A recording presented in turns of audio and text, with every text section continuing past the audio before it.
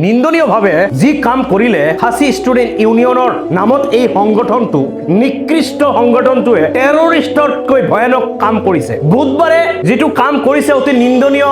ষ্টুডেণ্টৰ নামত প্ৰটেষ্টৰ নামত সিহঁতে বেলেগক টুৰিষ্টৰ মানুহক টুৰিষ্টৰ গাড়ীত সিহঁতে বৰ আক্ৰমণ কৰিছে। ইয়াতকে ভয়ানক কাম কৰিছে, দেশদ্ৰোহীৰ কাম কৰিছে নেতাজী সুভাষ চন্দ্ৰ বোস আৰু স্বামী বিবেক আনন্দৰ প্ৰতিমূৰ্তি সিহঁতে ভাঙি পেলাইছে। অতি নিন্দনীয় ঘটনা ঘটিছে। সিহঁতে দেশদ্ৰোহীৰ কাম কৰিছে। কাৰণ কোনে পাৱাৰ দিছে সিহঁতক স্বামী বিবেক আনন্দৰ প্ৰতিমূৰ্তি আৰু নেতাজী সুভাষ চন্দ্ৰ বোসৰ প্ৰতিমূৰ্তি ভাঙিবলৈ। এই সংগঠনটোক অতি সোনকালে বেন কৰিব লাগে, অতি সোনকালে টেৰৰিষ্ট ঘোষণা কৰিব লাগে। টেৰৰিষ্ট ঘোষণা কৰি সিহঁতক জেল হাজতলৈ প্ৰেৰণ কৰিব লাগে। বন্ধুসকল, সিহঁতে এটা কথা ভাবা নাই, এটা কথা সিহঁতে লক্ষ্য কৰা নাই, আমি যদি আমাৰ অসমে যদি সিহঁতক সম্পূৰ্ণৰূপে ৰাস্তা বন্ধ কৰি দিয়া হয় তেনেহলে সিহঁতৰ অৱস্থা বহুতো ভয়ানক সৃষ্টি হ'ব। আমি যদি সিহঁতক তেলৰ টেংকাৰবিলাক যাবলৈ নিদিওঁ, আমি যদি সিহঁতৰ খাদ্য বস্তু অসমৰ ৰাস্তাতে যদি যাব নিদিওঁ, সিহঁতে ভাতে নাখাই মৰিব লাগিব। এটা কথা মনত ৰাখিব লাগে,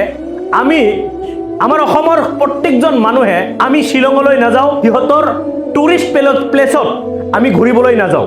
ইয়াতকৈ ভাল টুৰিষ্ট প্লেচ আমাৰ অসমতো আছে।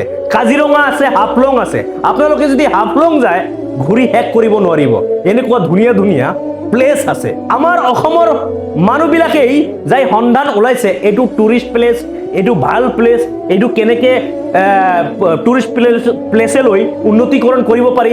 আমাৰ অসমৰ মানুহবিলাকে এই কাম সিহঁতক শিকাইছে। বন্ধুসকল, আপোনালোকৰ মনলৈ কি আহে? আপোনাৰ মতামতটো দাঙি ধৰিব আৰু যিমান পাৰে ভিডিঅ'টো শ্বেয়াৰ কৰিব। জয় অসম।